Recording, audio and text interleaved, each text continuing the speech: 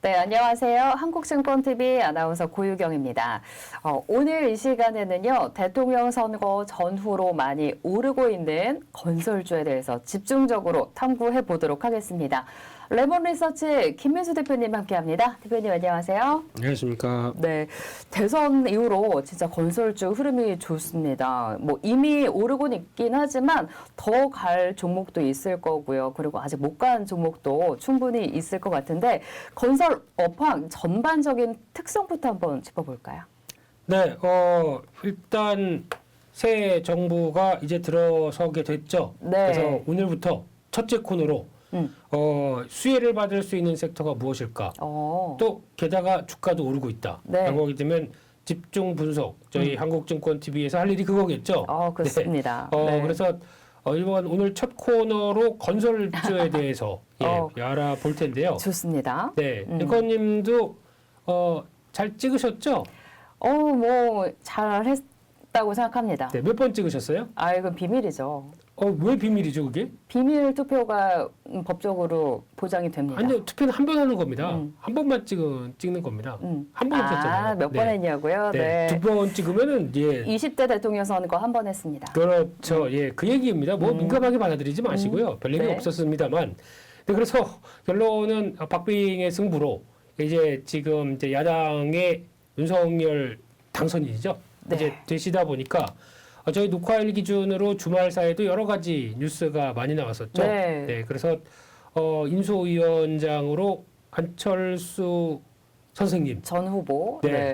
전 했다가 사퇴하셨던 후보. 이제 같이 국정을 이끌겠다라는 쪽으로 나가고 있고 거기다가 이제 여러 가지 인선이 아직 확정은 안 됐지만은 거의 뭐 윤곽이 나오지 않을까 이번 주에 거의 확정이 되지 않을까. 근데 이게 왜 중요하냐면은 일단 새 정부가 들어서 초기 인선인 만큼 앞으로 정책을 어떻게 끌고 가겠다라고 하는 인선 쪽에서 나오는 또 하나의 정책적인 방향성 이런 부분들이 확인될 수가 있겠죠.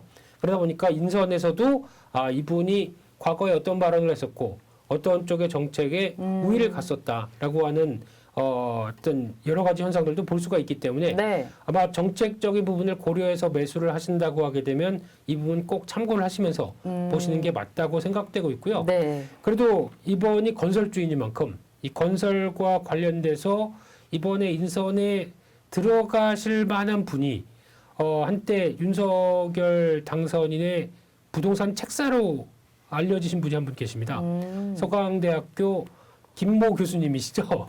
네, 이분이 아마 들어가서 혹시나 초대 국토부 장관을 하시지 않을까라는 쪽으로 보여지고 있는데 이분이 성격이나 동향들을 보게 되면 일단 약간 부동산에 대해서 비둘기파 이렇게 표현을 들어도 될지 모르겠지만 지금 규제가 너무 심하다. 이 규제를 가지고 부동산을 잡는 데 한계가 있다. 라는 쪽에 주축으로 끌어오셨던 분이죠. 거기다가 세금이나 또 관련된 내용 모두 다 지금보다는 완화를 통해서 뭔가 다주택자에 대한 저희 부동산 TV가 아니지만은 이런 쪽에서 또 규제를 풀어주는 그렇죠. 이걸 확인을 해야 또 건설 경기와 또 여러 가지 변화가 나오기 때문에 그래서 이런 세금이나 또 나올 수 있는 여러 가지 쪽도 같이 일단 완화로 나갈 가능성이 높다라는 쪽에서 또 그렇게 되면 지금 꽉 막혀 있는 부동산 대출 같은 경우도 뭔가 좀 숨통이 트일 가능성이 있다는 쪽에서도 변화가 나올 수 있을 것 같은데 그러다 보니까 신정부에 대한 여러 가지 변화도 좀 차후에 좀 더 말씀드리겠지만 또 중요하게 봐야 될 하나의 부분이고 그로 촉발을 되면서 건설주가 움직였다라고 하게 되면 거기서도 하나의 투자 아이디어를 찾는 게 맞겠다고 보여지고 있습니다. 그러면 이제 부동산 경기도 짚어봐야 될 거고요. 그리고 정부에서 어떤 정책이 이제 바뀌는지 그 부분도 짚어봐야 될 거고요. 그리고 최근에 많이 또 얘기가 나오고 있는 금리 인상 이 부분도 이쪽에 영향을 줄 수가 있잖아요. 네, 그래서 일단 교과서에 나오는 얘기입니다. 건설주를 볼 때, 건설업황을 볼 때 뭘 보야 되겠느냐라고 했었을 때 첫 번째가 부동산 경기겠죠. 근데 부동산 경기에 건설주가 약간 이제 선행을 할까요, 후행을 할까요? 선행하지 않나요? 약간 선행하는 측면들이 높죠. 그래서 부동산 경기가 좋기, 그러니까 이제 나 집을 사야 돼라고 하는데 막상 아파트가 없게 되거나 집이 없게 되면은 이거는 좀 부족이다 보니까 또 가격이 올라가게 되겠죠. 네. 네, 그러다 보니까 약간 이제 또 거기 올라가는 걸 이제 편승을 해서 이제 아파트나 또 이런 주택을 짓는 현상들이 나온다라고 되면 그쪽에 같이 약간 또 선행하는 입장들이 좀 더 보이겠죠. 네. 그러다가 또 너무 공급이 많아진다라고 하게 되면 이제 우리 살 만큼 샀는데 하다 보니까 가격이 또 꺼지게 되면은 또 공급과 이 또 수요의 흐름에 맞춰서 움직이는 게 부동산 시장이다라고 네. 봤을 때 부동산 경기와 또 어떻게 보면 밀접하게 움직이는 상황들이고 또 말 그대로 동산이 아니라 부동산입니다. 그러다 보니까 한번 움직이게 되면 또 자금들도 많이 들어가게 되고 네. 이런 또 좀 경기에 대한 흐름들을 또 그대로 표현하는 게 이 건설의 업황이다라고 보시면 될 것 같고요. 네. 거기다 또 중요하게 바라봐야 될 게 정부의 정책입니다. 네. 정부의 정책에 따라서도 많이 바뀔 수밖에 없겠죠. 이번처럼 규제가 강하다라고 하게 되면 그러면 또 사람들이 사고 싶어도 못 사게 되는 현상이 나오다 보니까 부동산을 또 공급을 해줘야 되는데 네. 공급을 못 하게 되겠죠. 규제가 심하다 보니까 네. 그런 쪽에서 약간 또 정책이가 나오게 되면은 건설주 입장 쪽에서는 좋지가 않겠죠. 그러니까 즉 건설은 무조건 많이 공급을 해야 거기서 따오는 이제 분양가와 함께 네, 어떤 흐름들을 맞춰갈 수 있다 보니까 네. 죄송합니다. 예, 그런 쪽의 변화들은 아직까지는 좀 정책적인 규제가 강화됐을 때는 공급이 많이 될 수가 없고 상대적으로 좀 완화가 되게 되면은 공급이 늘리고 또 수요도 늘다 보니까 거기서는 또 확대될 수밖에 없고 네. 이런 정부 정책적인 부분들에 따라서도 민감하게 작용하는 대표적인 업황이다라고 봐야 될 것 같고요. 네. 또 세 번째로 말씀드린 게 금리입니다. 네, 보통 금리에 따라서 민감하게 움직일 수 있는 섹터죠. 그러니까 그쵸. 즉 과거처럼 금리가 낮게 되면, 그러니까 즉 경기를 부양하겠다. 그래서 금리가 많이 낮게 되면 나도 이번 기회를 통해서 부동산을 사봐야겠다.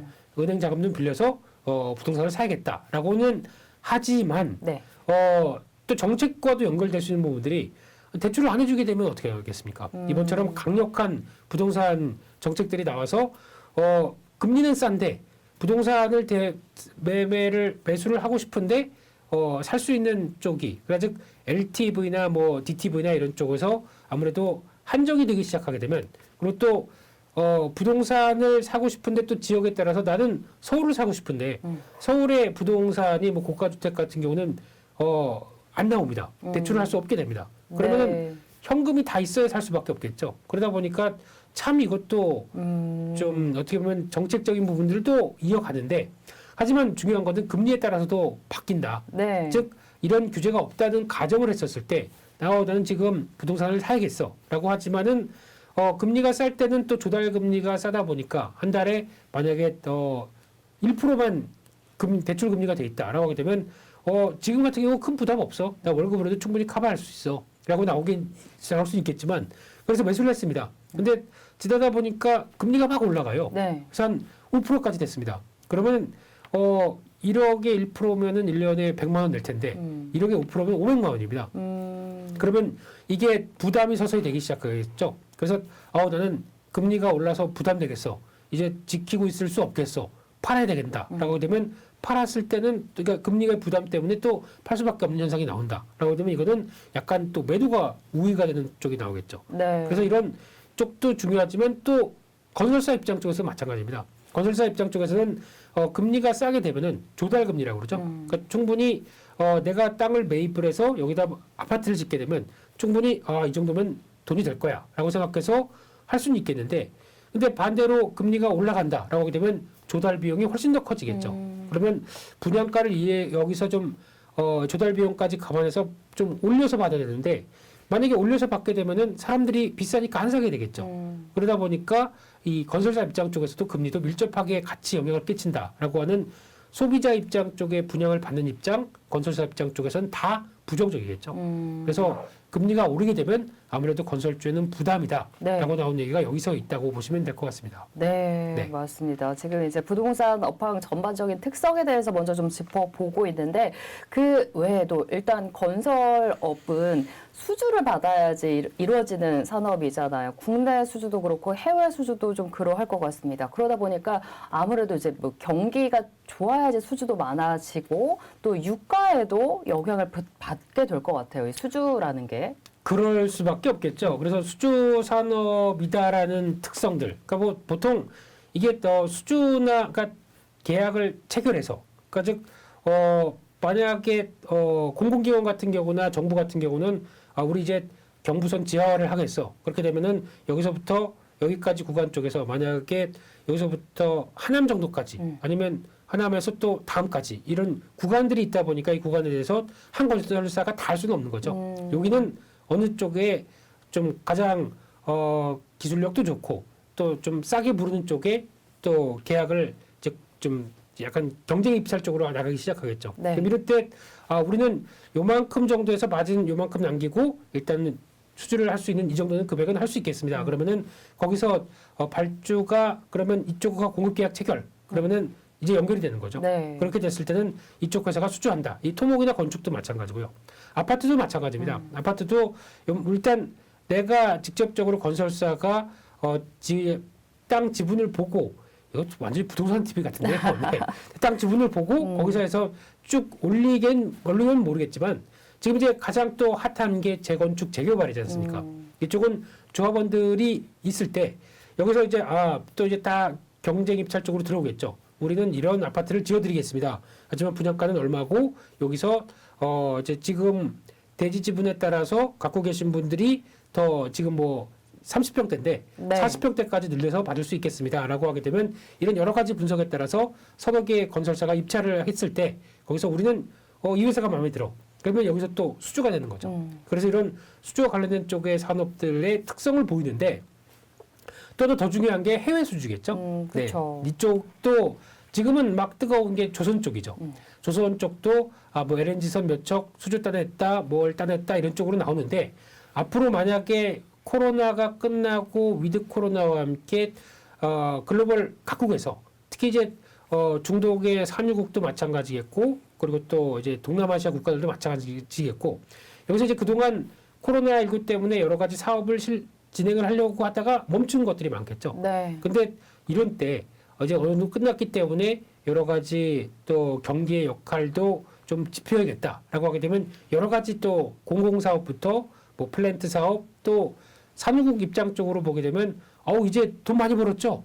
유가가 이렇게 급등하다 보니까 그러면 많이 번 돈 가지고 뭔가 좀 국가 입장이 재정이 좀 늘어났기 때문에 여러 가지 유가가 원유를 더 채굴할 쪽을 더 정비라든가 아니면은 국민들한테 이럴 때 좀 공공 아파트를 좀 지어주든가 하는 여러 가지 사업들을 할 수 있겠죠. 네. 이런 쪽으로 했었을 때 해외 수주를 또 받을 수 있는 근거가 되겠다라고 하게 되면 아마 건설사들도 이제부터 리오프닝 시대에 또 유가가 올라간 때 또 수주가 해외 쪽에서 많아지겠다라는 것도 하나의 플러스 알파가 되겠다라는 쪽도 봐야 되겠죠. 네. 그러다 보니까 유가가 올라가는 게 상대적으로는 건설사 쪽에서는 해외 수주하기가 좋다라는 쪽에서 지금 분위기 나쁘지 않다고 봐야 될 것 같습니다. 그렇군요. 이런 분위기나 또 경기도 영향을 받겠죠. 네. 경기도 마찬가지로 해외 쪽도 경기가 많이 위축돼 있는데 발주가 많이 나올 일은 없겠고요. 상대적으로 경기가 위축됐다고 하더라도 좀 돌리기 위해서 어떤 마샬 플랜 같은 경우 어떤 이런 공격적인 정부의 재정을 쓰면서 나올 수 있는 부분들은 있겠지만은 그보다는 경기가 좋을 걸 바라보고 움직이다 보니까 수주가 여기서도 많이 나올 수 있겠다라고 바라보고 있는데 네. 그래서 이제 건설 지표 쪽에서 많이 쓰는 것 중에서 몇 가지가 더 있는데 그 중에서 첫 번째로 많이 쓰는 게 건설 수주, 두 번째가 건설 기성이라고 얘기를 합니다. 그러니까 즉 건설 수주 같은 경우는 대표적으로 건설사가 수주하는 금액들을 쭉 받아서 그걸 통계를 내다 보니까 수주가 많아지게 되면 앞으로 건설 업황이 좋아지겠구나라고 생각을 할 수 있는데 네. 그보다 건설 기성 같은 경우가 뭐냐면은 쉽게 말씀드리면 화면에서 보시는 것처럼 이런 패턴이 나오는데요. 시행사라고 하는 그러니까 즉 직접적인 어떤 건설을 해야 하는 업체 쪽으로 들어가는 공사가 많아지는 게 가장 중요하겠죠. 수주만 받고 여러 가지 상황에 따라서 건설 기성으로 이어지지 못한다라고 하게 되면 실질적인 어떤 건설 경기에 대해서는 영향을 못 미치는데 지금과 같은 기성이 늘어나기 시작한다라고 하게 되면 훨씬 더 좋은 실질적인 지표라고 볼 수 있겠죠. 그래서 지금 동향을 보게 되면 작년에 왜 건설주가 못 가는지가 여기서 나옵니다. 지금 수준은 받아놓고 지을 수 없는 그 좀 액션을 못 들어가는 게 많았었죠.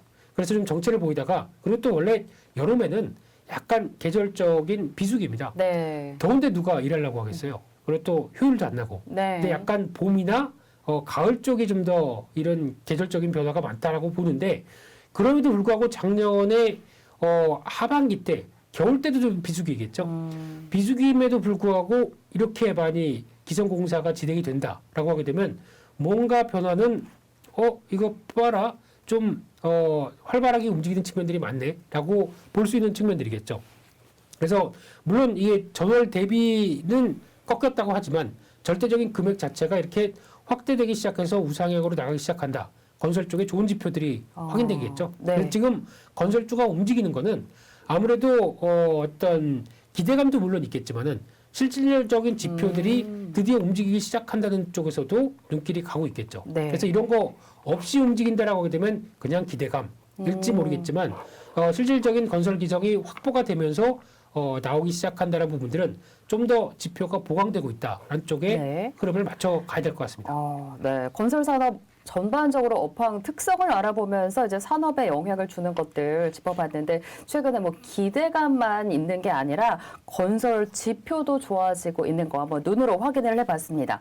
뭐 앞서서 유가나 경기도 이들 산업에 영향을 준다 얘기를 주셨는데 또 원자재 영향을 안 받을 수가 없잖아요. 그렇죠. 원자재도 상당히 중요하죠. 그래서 원자재 같은 경우는 그렇습니다. 요즘 또 인플레이션이 너무 급등하다 보니까 이 원자재 같은 경우도 상승한 것들을 그대로 고스란히 안 할 수밖에 없는 상황들이 있죠. 특히 건설을 할 때 가장 많이 들어가는 게 철근, 뭐 콘크리트 콘크리트, 뭐 다 올랐잖아요. 시멘트죠. 네. 거기다 목재도 들어가죠. 거기다가 세부적인 여러 가지 화학 제품들도 다 들어가겠죠. 근데 다 유가가 오르다 보니까 제품 가격도 오를 수밖에 없다. 그러면 이제 가장 큰 고민이 건설사 입장 쪽에서는 이제 이런 것들을 다 총합해서 건물을 올리고 할 때 네. 들어가는 자재나 비용들이 또 더 중요한 게 인건비입니다. 인건비도 인플레이션 영향을 받으면서 올라가죠. 올랐죠. 네. 그러면은 이 모든 걸 다 감안을 해서 원자재 가격이 급하게 오르게 되면 이 저희가 보통 얘기하는 건설사에서 쓰는 분양가 평당 얼마냐? 야, 요즘 평당 안 쓰죠. 제곱미터당 얼마냐? 네. 뭐 이런 표현을 쓴다고 하더라도 그냥 쉽게 평당 얼마다라고 했었을 때 과거에 평당 100만 원이었던 게 지금 원자재 가격들이 이렇게 올라서 이를 반영해서 계산기를 줄여서 딱 내봤더니 130만 원까지 뛰었습니다. 그러면은 쉽게 얘기하면은 내가 지금까지 뭐 20평 아파트 한 2억에 살 수 있었다라고 하는데 이제 뛰다 보니까 2억 6천에까지 올라가기 시작합니다. 그러면은 분양가가 이렇게 올랐는데 소비자 입장 쪽으로 보게 되면 원자재 가격이 많이 올라서 이렇게 맞출 수밖에 없었어요 하고 보게 되면은 이 소비자 입장 쪽으로는 아니 그러면 나는 예산이 한 2억 정도 많아봐야 나머지 좀 대출 받고 해서 살려고 했었는데 이렇게 뛰게 되면은 소비자 입장 쪽에 거부감이 들겠죠. 그러면 원자재 가격들을 그대로 반영하는 거를 너무 또 뛰게 되면 이거를 또 감수를 할 부분밖에 없겠죠. 그럼 감수를 하게 되면 건설사의 자기 마진이 좀 줄겠죠. 네. 이걸 줄면서도 분양을 시키겠느냐, 분양 완판이 더 중요하느냐, 아니면은 우리 이익을 확보하고 그대로 분양가 높은 걸 고수하겠느냐, 어떤 게 더 좋을까요? 일단은 돈을 많이 벌어야 되니까 건설사에서는. 근데 건설사 입장 쪽에서는 완판이 더 중요하다고 합니다. 아. 미분양을 안고 있는 게 더 중요하다고 합니다. 네. 그러면 이거를 가격이 오른 걸 그대로 다 반영하는 게 아니라 조금 손해를 좀 마진을 많이 감수하거나 마진을 줄이더라도 완판이 중요하다. 네, 그래서 다 소화를 시키는 게 더 중요하다고 하게 되면 그대로 좀 분양가를 다 그 원자재 오른 거를 반영을 안 시키겠죠.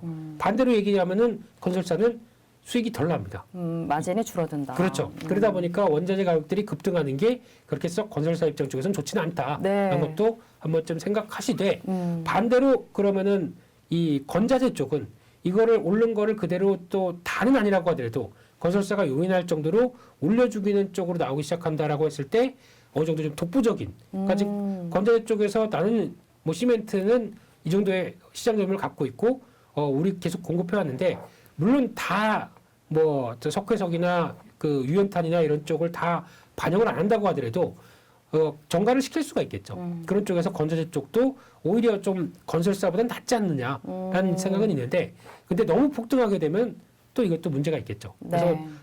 마찬가지로 건설제 쪽도 일단 시장 지위가 중요하고 또 그만큼 꾸준하게 원가 관리가 했는지가 중요하고 이런 쪽에서 가장 또 같이 체크해야 될 건자재 쪽의 부분이 아닌가 싶습니다. 네, 이렇게 건설주를 짚어보면서 이제 건자재 관련주까지도 한번 짚어봤고요.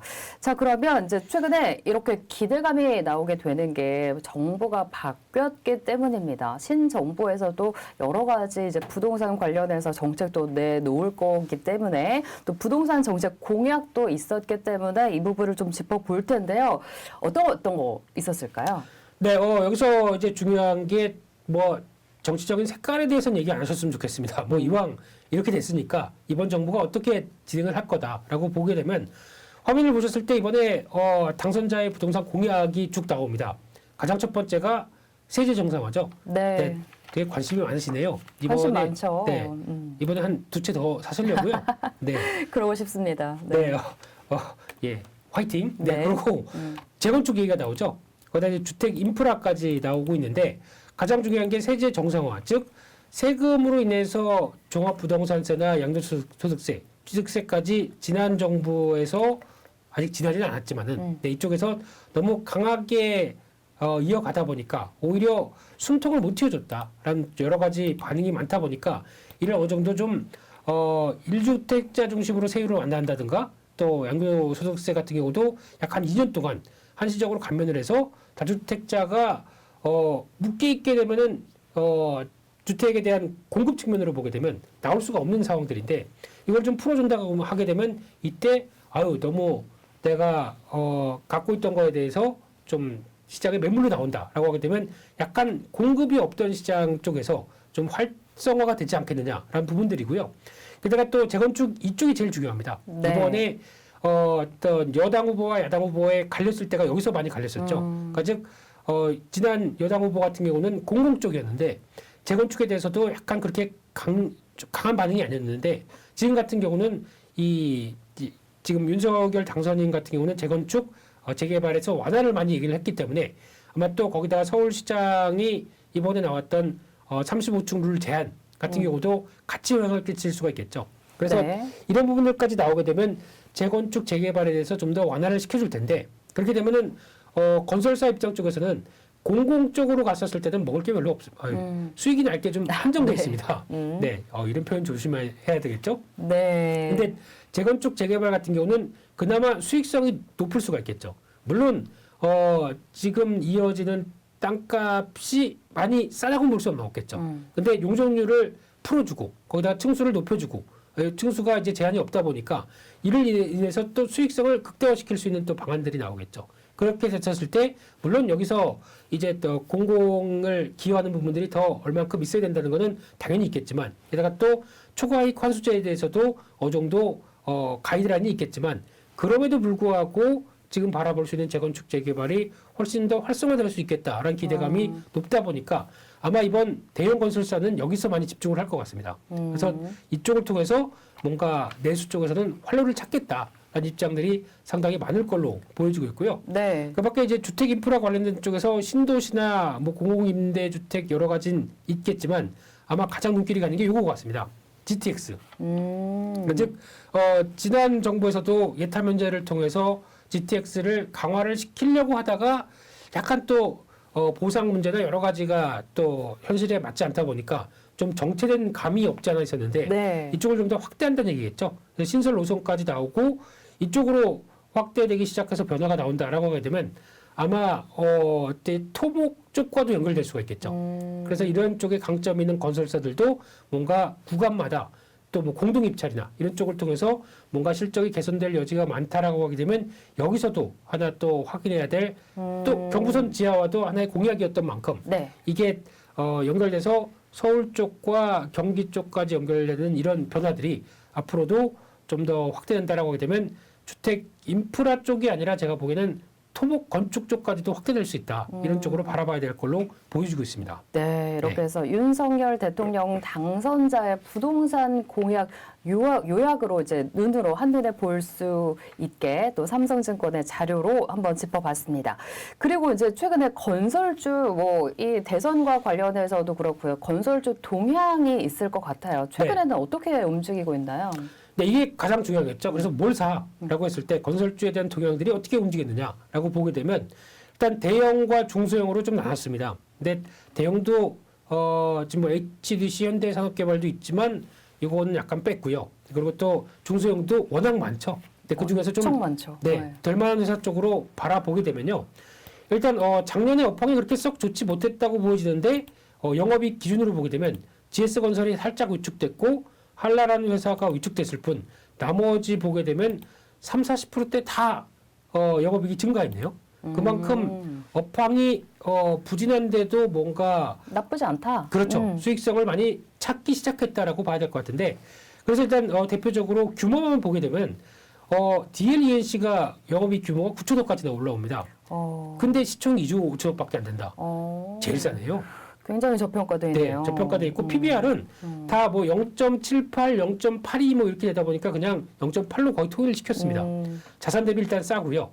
대부분의 건설사가 시총 대비해서 GS건설도 마찬가지고 현대건설도 마찬가지고 대부분 다 쌉니다. 네, 근데 GS나 현대건설은 최근에 좀 주가가 올라오다 보니까 실적 대비 저평가가 좀 해소가 되는 경향이 있다고 하더라도 대우건설 같은 경우 많이 저평가죠. 네. 영업이익이 7천억대인데 시총이 3조밖에 안 된다. DLENC는 9천억까지 되는데 시총이 2조 5천억밖에 안 된다. 네. 제일 싸죠. 그렇기 때문에 아마 이번에 분할돼서 작년 대비 어떤 전년도 대비해서 나오는 부분들은 체크가 안 된다고 하더라도 9천억대 나오는 회사가 이거밖에 안 되나요? 네, 가장 저평가입니다. 네, DLENC가. 네. 근데 물론 관련돼서 이제 현대건설 같은 경우 앞으로 신재생 에너지 쪽이나 원자력 쪽에 또 그동안에 강점이 있었고 또 대우건설 같은 경우는 대표적으로 또 해외 건설 쪽에 강점이 있고 GS건설 같은 경우는 자이라는 강력한 브랜드가 있기 때문에 이번에 어떤 재개발 재건축 쪽에서 또 강한 뭐 자이 말고 하나가 브랜드가 더 있죠. GS 또 뭐 있죠? 청담에 GS가 들어간 거 보니까 이름을 영어로 이게 길게 되면은 까먹습니다. 요즘에 아파트 이름 굉장히 어려워요. 네, 그 청담 그 들어간 거 GS가 들어가고 그거 한번 찾아보시게 되면은 GS 거고요. 현대건설도 저희가 힐스테이트라고 알고 있는데 이거 말고 브랜드가 고급 브랜드가 하나 더 있습니다. 또 까먹었죠. 영어로 어디다 보니까 한국말로 이쁜 거 하면 안 될까요? 아이파크? 아이파크는 HDC 거. 아. 네, 그거 좀 차별화를 시키기 위해서 보니까 뭐 대우 같은 경우도 좀 일반 브랜드가 있고 또 고급 브랜드가 있고 뭐 서머셋인가 뭐 서머 뭐 이런 것들이 뭐 나오고 있고 그래서 좀 복잡합니다. 네. 그래서 이런 쪽도 뭐 대림 같은 경우도 예전에 이편한 세상이 아니라 이제는 아크로비스타 네. 이렇게 나눠지는 것처럼 갑자기 그 생각나요. 그 네.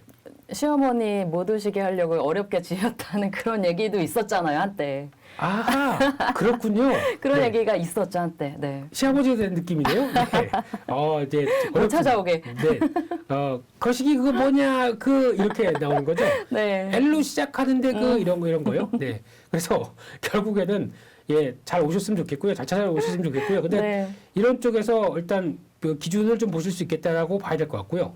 그런데 중요한 거는 중소형 건설사는 더 싼 게 많죠. 네. 특히 계룡건설 같은 경우, 뭐 IS 동선은 건설사임에도 불구하고 폐기물 업체들을 같이 갖고 있어서 네.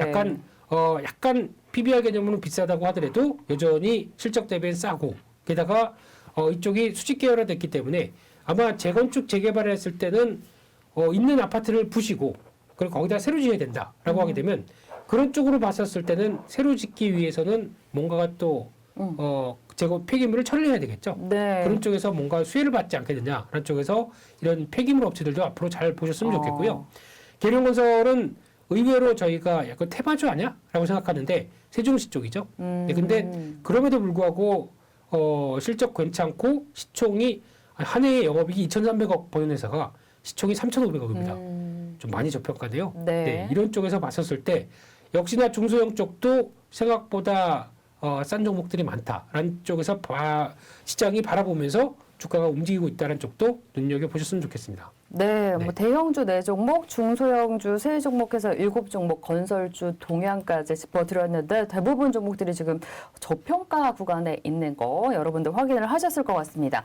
그렇다면 이제 건설주 중에 지금 뭐 업황도 전체적으로 살펴봤고 건설주 동향도 짚어보면서 결론적으로 또 가장 궁금한 거는 그래서 우리가 어떤 종목에서 수익을 낼 수 있는지 이 부분일 텐데요. 두 종목을 꼽아 오셨습니다. 네, 첫 번째 종목은 이제 한미글로벌을 가지고 오셨는데 네. 어떤 이제 종목의 매력이 있을까요? 네, 일단 먼저 잠깐 확인해야 될 부분들이 건설주의 패턴을 잠깐 한번 보시면서 나머지를 좀 확인하셨으면 좋겠습니다. 네, 어떤 종목으로 볼까요? 주봉 같은 경우를 보게 되면은 이제 건설주가 이제 올해부터는 본격적으로 대선이 나오고 약간 이제 주택 공급을 하겠다라는 입장 쪽에서 한 단계 레벨업을 시도했죠. 주봉입니다. GS건설입니다. 네. 그래서 GS건설의 패턴을 본다고 하더라도 그래도 모멘텀이 당장 없다 보니까 횡보가 이어갔습니다. 그러다가 이번에 다시 당선인이 확정되면서 이제 전고점대를 넘어가는 이런 변화가 나오기 시작하는 거죠.